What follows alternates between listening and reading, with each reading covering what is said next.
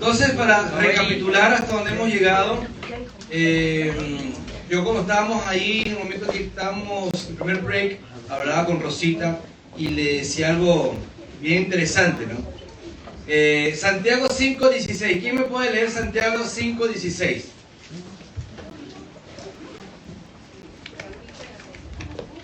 Santiago 5:16. Nosotros traemos unos regalitos que son como unos separadores de la Biblia, que tiene un resumen también de todo el trabajo, de todo el taller. Pero yo veo que Biblias analógicas casi nunca vienen, ¿no? Sí, pero pocas hay. Entonces esto lo vamos a dar para que ustedes cuando empiecen a leer en casa también puedan utilizar esto y se recuerden de cierta manera lo que Dios ha hablado en nuestras vidas hoy y la importancia de como familia volver a ese diseño, el diseño que Dios tiene para nosotros y restaurar el altar en el hogar. Dice Santiago 5. Confesaos vuestras ofensas unos a otros y orad unos por otros para que seáis sanados. La oración eficaz del justo puede mucho. Bien, ahí está. Por eso confiésense unos a otros sus pecados y oren unos por los otros para que sean sanados. La oración del justo es poderosa y eficaz. Lo que acabamos de hacer ahorita es simplemente colocar en una hoja las cosas que de alguna u otra manera me bendicen, algunas que no mucho de la otra persona. Pero eso es importante porque incluso está allí dicho por la misma palabra que es importante que nos confesemos los pecados para que podamos orar los unos por los otros. Yo le decía a Rosita, imagínate que el Señor nos hizo a través de su palabra que nosotros deberíamos confesarnos los pecados los unos a nosotros. Y nosotros pudiésemos decir hoy, yo creo que el Señor no sabe con la gente que estamos hoy en día. Estamos dispuestos a confesarnos los pecados unos a los otros sin el temor de ser juzgados, de ser criticados o que ni siquiera la otra persona escuche lo que a nosotros nos incomoda, sino que intenta justificar las razones por las que hace esto. Imagínense esto, pero la solución de esto no es cada vez que te confieses un pecado, aclárale por qué. No se trata de aclarar, se trata de orar por eso. Oye, ejemplo, ¿cómo es tu nombre, mi hermana? Cristina, ¿sabes qué? Mira, perdóname por esto, ¿sabes qué? Estoy pasando con esto, o me pareció esto, que me es incómodo, o estoy pasando por esta situación, creo que es un pecado que me cuesta. ¿Cuál es la postura de Dios? Pensar en la mente de Dios de Cristina. Oye, hermano, vamos a orar por eso. ¿En qué te puedo ayudar para que salgas de eso? O no te preocupes, te perdono, no ha pasado nada. Entiendo que es un problema que tienes, es algo que tienes que ir solucionando. Por ejemplo, hay personas que a veces nos cuesta tal vez decir las cosas de la mejor manera y decimos las cosas como que siempre caen mal, o decimos las cosas que herimos porque tal vez nuestra franqueza se pasa de crudeza muchas veces. Entonces son cosas que tenemos que confesarlas y que podamos nuestros hermanos unos con otros entender que si eso le afecta a mi hermano es un pecado. La Biblia dice que si yo como carne y eso hace que peque mi hermano, pecado es para mí. Imagínense cómo es hasta que lo que yo considero correcto, si a mi hermano le afecta eso, yo estoy pecando porque hago pecar a mi hermano en su conciencia. Entonces nosotros tenemos que velar los unos por los otros para sanar. Si un corazón está sano, todo lo demás va a ser eficiente. Entonces la idea es que nosotros podamos sanar esto. Yo le decía a Yanixia y sus hijos tan pequeños, y qué bueno que ellos están pudiendo construir de la manera correcta sin tener que construir tarde y estar reparando asuntos. Si ven las diapositivas que tenía Chris, aparecía esa técnica china de pegar las cosas con oro. Es una técnica, ¿cómo que se llama esa técnica? Es una técnica japonesa que en vez de, cuando se rompe una pieza, en vez de botarla y comprar otra, ellos la reparan. Y la reparan con oro para darle mayor valor a la pieza. Y no solamente porque tiene oro, sino porque fue reparado. Y algo que fue reparado y se le extiende la vida con oro, adquiere un valor no solamente físico, sino emocional. Lo que fue reparado, que se le extendió la vida. Entonces es una técnica bien interesante que usan los chinos, que así Crismaria hablaba de las cicatrices. Jesús pudo haber resucitado sin cicatrices, pero las cicatrices son el trofeo, pudiésemos decir, de lo que Dios restaura. y la señal de que Dios tiene poder para sanar cualquier cosa, inclusive la muerte. Amén. Josué entonces 24, ahora pues temed a Jehová y servidle con integridad y en verdad, y quitad de entre vosotros los dioses a los cuales sirvieron vuestros padres al otro lado del río y en Egipto, y servid a Jehová. Y si mal os parece servir a Jehová, entonces escoged a quién sirves. Y si a los dioses a quienes sirvieron vuestros padres cuando estuvieron al otro lado del río, o a los dioses de los amorreos cuya tierra habitáis. Pero yo y mi casa serviremos a Jehová. Hoy el Señor nos está dando una oportunidad. Si ustedes siguen defendiendo el método que siempre han hecho, que así me enseñaron a mí, así mis padres me enseñaron, así mi abuela me enseñaron, así somos nosotros, y si usted quiere seguir defendiendo ese patrón, pues eso está en todo su derecho, y que Dios tenga misericordia, y que, como decía la doctora Polo, y que Dios nos ampare. Amén. Pero hoy se nos da la oportunidad a nosotros de escoger el modelo de Dios. Dios, que es sabio y perfecto y nunca pierde, Él decidió transformar esta experiencia que tuvimos aquí, que pudo haber sido emocional de cierta manera, encontrarnos con emociones, con sentimientos, algo de confrontación, algo de autoanálisis, algo de confrontación exterior, leer tal vez cosas que no me agradaron mucho, o tener que escribir cosas que no quería que se supieran, que sentirme expuesto. Todas estas cosas son el momento para transformarnos y comenzar un nuevo camino. Un camino donde podamos confesarnos los pecados unos a los otros, donde podamos sanar nuestros corazones y sobre todo sincerarnos. ¿Sincerarnos con qué? Con que queremos que Dios transforme nuestras vidas. Y nosotros tenemos la decisión de hacerlo. Salmo 127. Que alguien que me lea Salmo 127 que no sea Santiago, que ya leyó. Alguien que me lea el Salmo 127. Cuando lo encuentres me dices amén. Y antes hago unas preguntitas a ver si le prestaron atención a Cris. El pecado destruye al hombre y también destruye ¿a quién? A la familia. El pecado no solamente me destruye a mí, me destruye a mí y a mi familia. El pecado de Adán terminó Caín matando a Abel. Según Proverbios, ¿con qué cura la necedad del hijo? Con la vara. Con la vara. Para que vean que la disciplina del modelo de Dios nunca ha sido esa cuestión de crianza respetuosa. Eso de que, bueno, tú sabes que hay que decirlo de cierta manera. No. La disciplina en ningún momento es motivo de gozo. Si la disciplina es suave y sutil, que tal vez no hay mucha disciplina que diga. ¿Qué es lo único que permanece cuando se... Los lentes. Que no es los lentes, 1000 letras, Dios mío. ¿Qué es lo único que permanece cuando se pierde todo lo que creías que te daba valor? Que María lo dijo. Lo único que permanece cuando todo lo que te da valor lo perdiste. El amor verdadero, ¿no? El amor verdadero. Espera, que María no podía responder. Pero es inevitable. Cuando todo lo que tú creías que te daba valor no lo tienes, lo único que permanece es el amor verdadero. Y ahí tú puedes saber quién realmente te ama. Yo lo perdí todo, no tienes valor, no tienes dinero, no tienes trabajo, no tienes esto, no eres popular, no eres nada, has cometido errores, estás en escrutinio público, eres todo, no es nada. Ahí quien todavía sigue contigo es quien realmente te ama. Yo lo viví. El poder de la oración de un...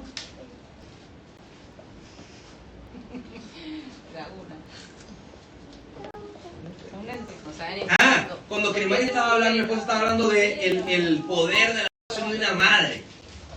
Yo me quedé meditando el poder de la oración de una madre. Una madre. Yo buscando la Biblia, qué momento María oró que fue tan poderoso, no lo encontraba. Que el poder de la oración era el hijo del hombre mejor, más poderoso en una oración que esa. Pero me acordé cuando María le pide a Jesús que multiplique el vino. Y no es tanto el poder de la oración de la madre porque la madre es poderosa en oración. No. Es porque la madre tiene una particularidad con el hijo. Jesús, yo siempre he dicho esto, ese fue el único milagro caprichoso de Jesús. Porque eso fue un capricho, ¿cierto? Como multiplicar el vino o una boda. Aunque nosotros podamos sacar de eso teología, hacer un análisis, una cuestión y no por ahí, en el momento eso era un capricho, vino por una boda, nada que ver. Pero ahí vemos cuando su mamá le dice a Jesús, hijo, se acabó el vino. Y yo me acuerdo cuando vi la serie Chosen, cuando la serie Chosen, que obviamente no está escrito así, pero me dio risa, porque yo siempre me quedé con esa escena, la mamá le dice a Jesús, hijo, se acabó el vino. Y Jesús dice, mamá, un momento. Y, por favor. Y Jesús la mira así, pone el aspecto de la cámara así, con aquella ternura, la mamá pidiéndoselo. Y Jesús así, ya bueno. Y viene la mamá y dice, hagan todo lo que él dice, hagan todo lo que él dice. Y eso realmente es así. Yo sé que no es que la madre tiene poder, son diferentes, no. Es que la madre tiene una sensibilidad que no tiene el hombre. Y eso, yo me imagino delante del Señor el Padre, una mamá que sufrió por sus hijos y que tiene toda esa sensibilidad, que la mujer de por sí es sensible, más sensible. Por eso el Señor mismo nos manda a tratarlas como un pétalo de una rosa, como a vaso frágil. El Señor las ve así ustedes, las mamás. Entonces yo me imagino una mamá diciéndole, Señor, mira mi hijito, Padre, ¿cómo no lo va a complacer si hasta vino hizo Jesús para complacer a su madre? Otra cosa que me llamó la atención es cuando dice el hijo pródigo. Bueno, ¿cómo se llama la parábola que leyó Chris? La parábola del hijo pródigo. Eso. Y una particularidad que me llamó la atención es cuando el hijo dice, he pecado contra el cielo y contra ti. ¿Y por qué contra el cielo? Yo le busco la quinta pata del gato. ¿Por qué contra el cielo? ¿Por qué contra el cielo? Y ahí me viene a la mente, porque el papá, acuérdate que todo lo que está escrito es una referencia a la voluntad de Dios. Todo apunta a la voluntad de Dios. Todo apunta al Señor, ¿cierto? Todo apunta al reino. Claro, si el papá le transmitió a sus hijos todo lo que era la voluntad del Padre del cielo, y le falló al Padre, le falló a Dios. Porque el papá no le inventó nunca nada. El papá instruyó al hijo para que viviera conforme a la voluntad de Dios. Él quiere hacer lo que le da la gana, traicionó al Padre y traicionó a Dios. Por eso Dios dice, honra a tu padre y a tu madre, porque se está por entendido que el Padre es la voz de Dios, porque tiene que transmitir la voluntad de Dios. Y por último, el hermano mayor por fuera era buen hijo, pero por dentro estaba podrido. Y ahí vemos la importancia de que Dios esté realmente cimentado en el corazón del hombre. Porque si nosotros le enseñamos a nuestros hijos, como daba el ejemplo Amparito, no, a mí me dijeron que no le haga nada, que hay que ser bueno con las personas. Pero si eso no estaba cimentado en el amor de Dios, por fuera yo no le hago daño a nadie. Hay mucha gente que dice, yo soy bueno, yo no le hago daño a nadie, porque tiene un corazón podrido. Entonces no es como yo me comporto, es lo que hace que yo me comporte así. Yo puedo ser un buen actor y parecer un buen esposo, parecer un buen hijo, parecer un buen padre, pero mi corazón está podrido. Y vamos entonces avanzando. Salmo 127, ¿qué decía? ¿De dónde? El Salmo 127, ¿alguien va a decir algo? Emilio. Todo, es corto. El Señor no edifica la casa, en vano trabajan los que la edifican. ¿Y sigue? El Señor no guarda la ciudad, en vano vela la guardia. Completo. Sigue. No Estamos 127 completo. Si el Señor no edifica la casa, en vano. Ustedes y se acuestan. Dice, de nada sirve que los edificadores se esfuercen. Si el Señor no protege la ciudad, de nada sirve que los guardias la vigilen. De nada sirve que ustedes madruguen y se acuesten muy tarde si el pan que comen es pan de sufrimiento. Y el Señor da el sueño a los que Él ama. Los hijos son un regalo del Señor, los frutos del vientre son nuestra recompensa. Los hijos que nos nacen en nuestra juventud son como flechas en manos de un guerrero. Dichoso aquel que llena su aljaba con muchas de estas flechas. No tendrá de qué avergonzarse cuando se defienda ante tus enemigos. Señores, todo lo que está escrito en la Biblia está escrito en el mejor de los casos. Todo lo que está escrito allí es una referencia de cómo debieran ser las cosas. Si todo apunta a Cristo, todo apunta a Dios, todo apunta al reino, todo lo que está escrito está escrito para, en teoría, para todos aquellos que viven en eso, ¿cierto? Entonces, todo lo que está escrito aquí, si herencia de Jehová son los hijos, es lo que Dios nos va a dejar para la posteridad. Los hijos son la semilla son la semilla del bien para este mundo. Si nosotros transmitimos lo que yo decía a nuestros hijos, hoy somos 8 familias, mañana van a ser 16, pasado van a ser 32. Dios ha establecido que la herencia que va a dejar Él es la herencia de Dios. Él dejó una herencia a esta humanidad a través de nuestros hijos. Aquellos hijos criados conforme al diseño de Dios. Hijos enseñados a obedecer los estatutos de Dios. Este salmo deja claro algo importantísimo. Nosotros no podemos garantizar absolutamente nada en esta vida. No lo podemos hacer. Solo Dios es el Rey. Y la herencia que dejó a esta humanidad fue la capacidad de reproducirlo. ¿Qué herencia estamos dejando de parte de Dios a la humanidad? No son nuestra herencia.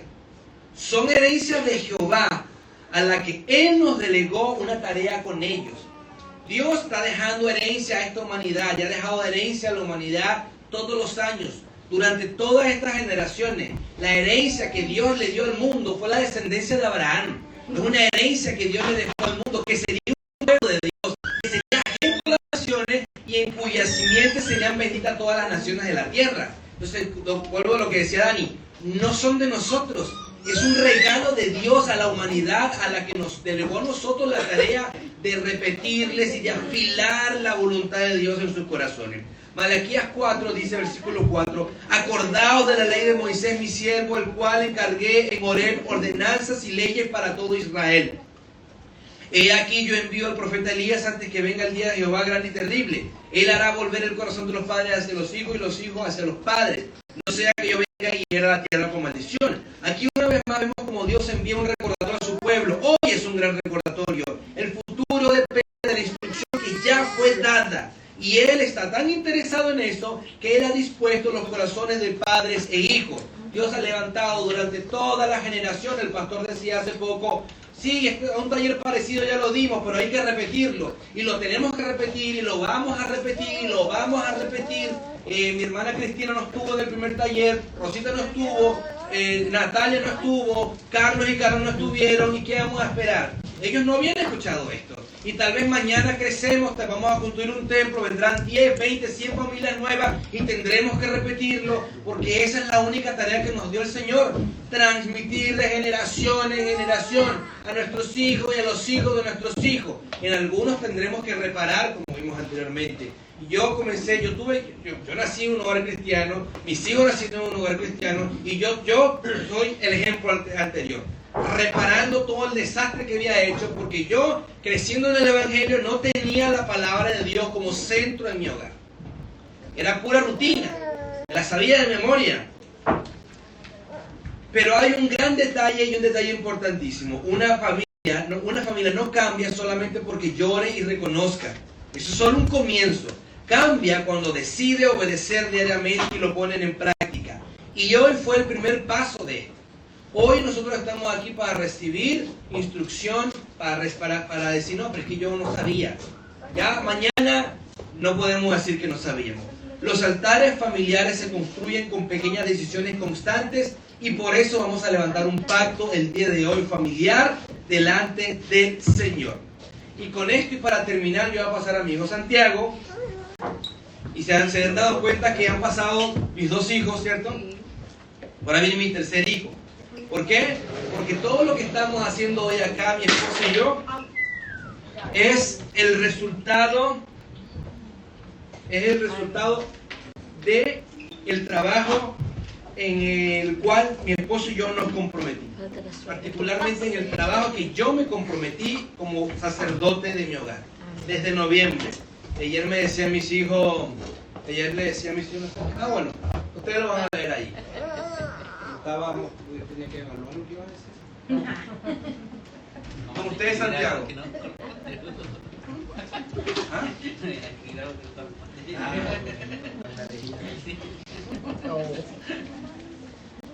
Yo creo que el pastor para hablar también.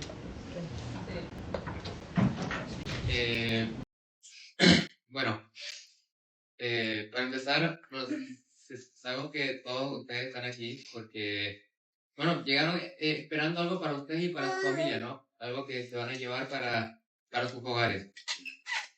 Y yo como hijo creo que puedo decir con convicción firme que, bueno, después de una experiencia personal en mi familia, en mi hogar, en mi vida, pues que todo lo que hemos visto de la instrucción de los hijos en el hogar, no solo de los hijos, sino también de la familia en general, porque cuando se incluyen a los hijos, también se incluyen a todos los que están ahí. Pues es muy importante tanto para el hogar, para la familia, para la iglesia y pues sobre todo para la vida de los mismos hijos a los que se están incluyendo. Bueno, ustedes podrán estar pensando que a lo mejor yo estoy acá porque que soy el hijo de Jonathan, que él me mandó a venir acá. ¿Y es verdad? Sí.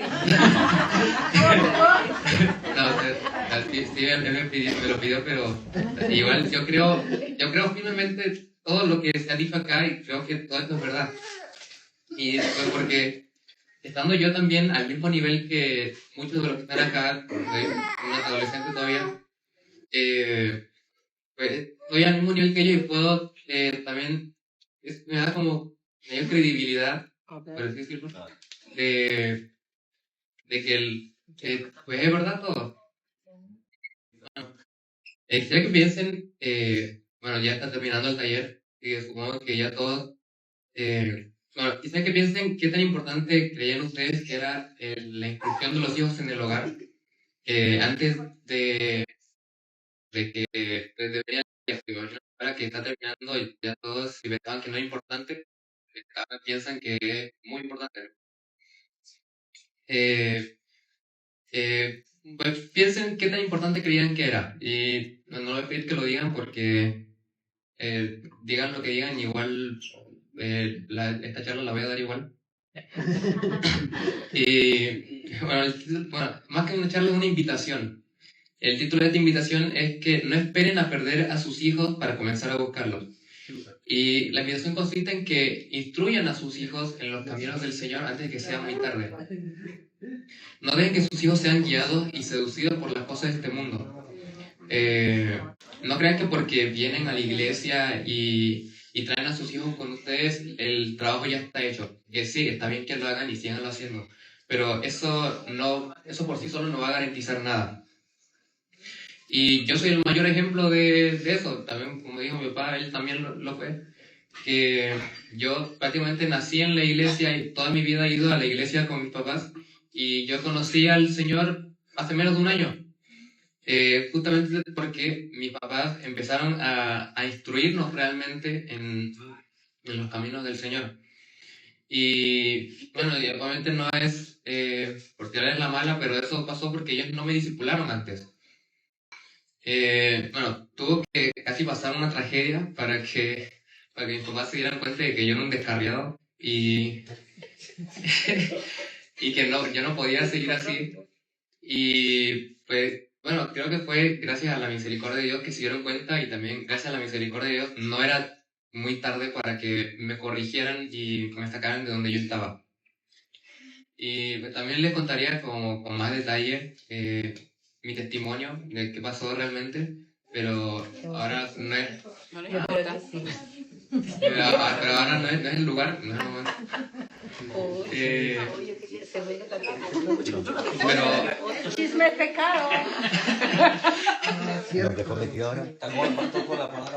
Pero a lo que quiero llegar es que no esperen a que sus hijos cometan errores para buscarlos y después de que cometieron el error, enseñarles. Y eso fue lo que me pasó a mí. Y pues digo esto pues porque me preocupan los chicos que están acá, que pues, ¿cómo decirlo? Pues están como a mi nivel, son de mi edad. Entonces también me preocupa que ellos puedan llegar a pasar por lo mismo. Y pues quiero primero que vivan su juventud siendo temerosos del Señor y que puedan vivir como deben vivir un hijo de Dios. Y para que pues, no cometan los mismos errores que cometí yo y que cometen todos los chicos de nuestra edad que están en el mundo en todas partes.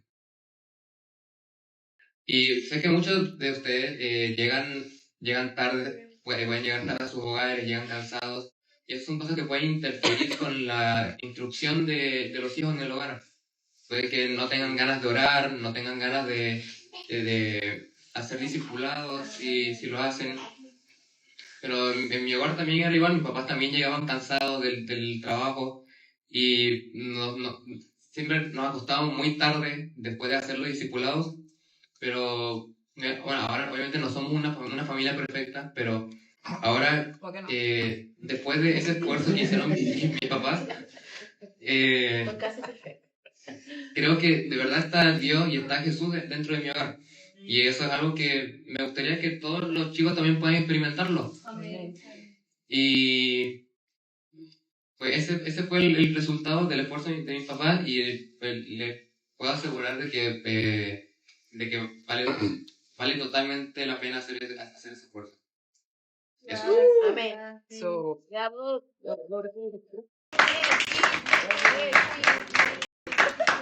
Y bueno,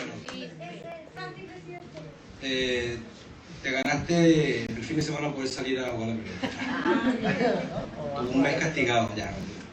Pero sí, es verdad, es desgastante. Lo que estamos diciendo, esto que les estoy diciendo, invitando a que ustedes hagan, no es algo fácil. Es difícil, pero es apasionante. Yo llegaba de tarde del trabajo, al otro día había que hacer el material y lo dábamos. Y nos dábamos a las 11, a veces se extendía el trabajo porque empiezan las preguntas, empieza el debate, empieza esto, empiezan a agregar, y bueno, uno como papá que se prepara, tiene que ir estudiando, preparándose para abordar las preguntas, para poder contextualizar esto, y para los que estudian la palabra, Esteban, que es maestro, sabe todo lo que uno tiene que invertirle en tiempo para poder contextualizar algo y que poder enseñarlo en el lenguaje, muchas veces que las personas que no leen la Biblia como hábito puedan entenderlo. Entonces imagínate con adolescentes, era agotador. Y yo le decía a mi hijo ayer, no creas que era cansador, era agotador. Yo terminaba termino embotado, pues uno ha parado, yo termino embotado cada vez que hacemos esa cuestión en la casa. 10, 11 de la noche, todo el día trabajando, y pam, y un discipulado a veces en la casa, ojalá dure 30 minutos. ¿Y cuánto dura a veces, Cris? 1 hora, hora y media, 2 horas a veces. Una vez terminamos a las 12 de la noche, más pasar casi que a las 2:30, 1, ¿no fue? Que se puso bueno el tema, y empezaron todos a hablar en la casa, que mientras más han crecido los muchachos, más difícil es el discipulado. Sí, en serio, porque ellos... Santiago ya leyó todo el Nuevo Testamento y más. Joaquín ya leyó todo el Nuevo Testamento y más. David ya leyó todo el Nuevo Testamento y más. Más es otros libros ya del Viejo Testamento. Entonces cada vez la ponen más difícil. Porque ellos no solamente así, no. Ellos argumentan, no, sí, tal cosa, no, y también leí esto. Pero la Biblia también dice esto. Y me corrigen también. Entonces es apasionante ver que tú puedes hablar con tus hijos del Señor, pero es una retroalimentación. Y esto no es difícil. Santiago se echó para leer el Nuevo Testamento, ¿cuánto?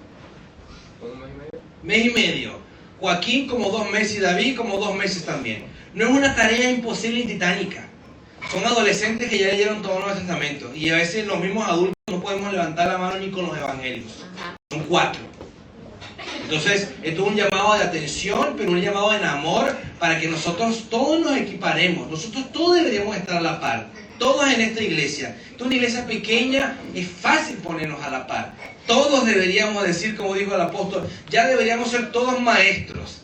Tenemos grandes expositores de la palabra acá. Tenemos grandes maestros, grandes predicadores. Una iglesia pequeña pero sana, buena adoración. Esta es una iglesia que está ideal para ser multiplicable, escalable. Pero necesitamos que los que estamos ahora, es más, me atrevería a decir que Dios está preparando estos tiempos por causa de lo que se viene. Voy a ir un poquito más allá. Nosotros no sabemos si Dios va a abrir las puertas del templo cuando estemos listos. Y no sabemos si Dios también se pueda oponer a eso, porque no estamos listos por un templo de 100 personas. Tenemos que estar listos para eso. Y yo sé que Dios quiere que estemos listos por esto. Y todo lo que estamos aquí vamos a ser los próximos discipuladores de las nuevas personas que vienen. Rosita tiene que estar en poco tiempo lista para hablar con mujeres en la iglesia. Natalia para también hablar con familias en la iglesia. Los adolescentes que están aquí, un equipo de líderes jóvenes. No solamente yo estoy trabajando con adolescentes, pero deberían haber varias etapas. Entre 12 y 14, entre 14 y 16, entre 16 y 20, y cada uno con sus líderes, Santiago, Ciar, Sujay, Joseph, todos pueden ser los próximos líderes, el equipo de líderes de esta iglesia. Si nosotros queremos llenar un templo de 100 metros cuadrados, estamos hablando de ¿cuántas personas? ¿500 personas? Podemos llenar en un templo de 100 de 10 por 20, estamos hablando de 200 metros cuadrados. ¿Cuántas personas? 500 personas. Estamos nosotros preparándonos no solamente para llenar sillas, sino para multiplicar el reino en esas 200 personas, esas 500 personas. Amén, digan. Entonces este compromiso comienza hoy, el día de hoy. Y para terminar, mi esposa le va a dar una hojita. Esta hojita sí la van a hacer en casa, porque se van a tener que sentar a debatir de lo que va a ser el pacto familiar. Es una hoja, es como cuando dice, no, yo quiero hacer un cambio en mi vida. Comienzo como parándome temprano todas las mañanas. Me voy a inscribir en gimnasio, voy a ir un año. Voy a empezar a estudiar y voy a terminar una carrera. Uno comienza así para obtener cambios en la vida. Y los mejores cambios en la vida son como el Evangelio. Vamos a hacer un pacto. Amparito me decía algo. No coincidimos a veces los horarios, pero lo que sí coincidimos en la noche. Entonces tiene que ser un pacto de que no se duerme ninguno de los dos sino orar. Tiene que estar anotado en ese pacto. E ir agregando pactos allí. Yo me voy a tener que parar temprano entonces también un poquito para poder unirme a Miro antes que se vaya, y tiene que ser un pacto, por el pacto para alcanzar a tus hijas que son la familia de él. Y así vamos a ir cada uno. Natalia sabe cuáles son las necesidades en su hogar con sus hijos y saben cuáles son las necesidades en su familia. Ellos se van a tener que hacer y hacer un pacto familiar para restaurar lo que tenga que ser restaurado. Amparito con Emilio por sus hijas tienen que hacer un pacto. Rosita, tenemos que hacer un pacto por tu hijo y por tu familia. Y así todo lo que estamos acá. Jason, Esteban y todos los Carlos que se fue, que también va a ver este video, Carlos, también contigo.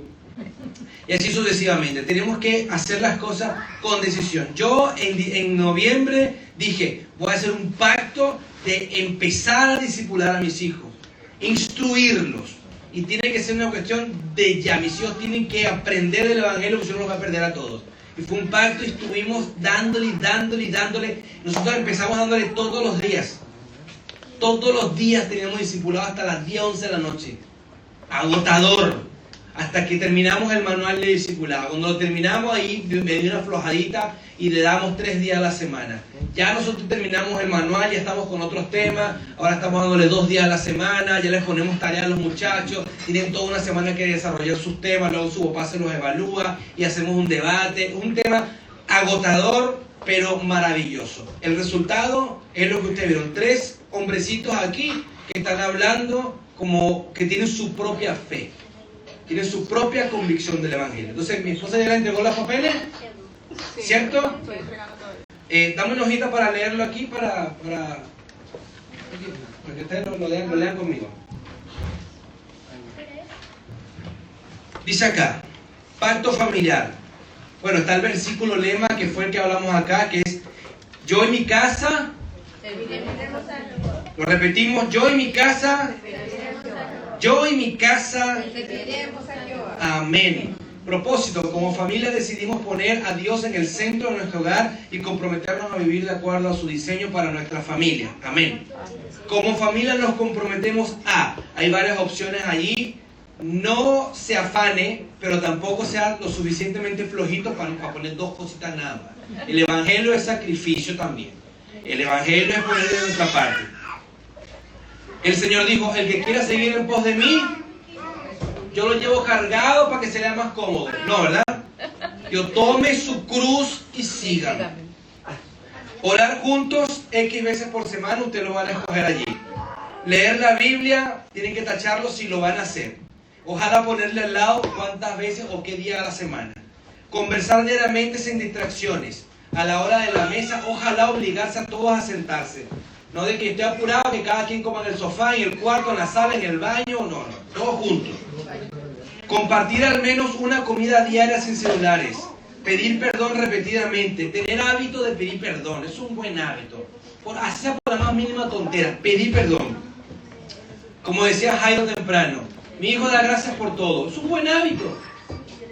No gritar, no humillar, resolver los problemas, los conflictos con respeto, servir juntos en la iglesia, hablar de Cristo en nuestro hogar, evangelizar juntos.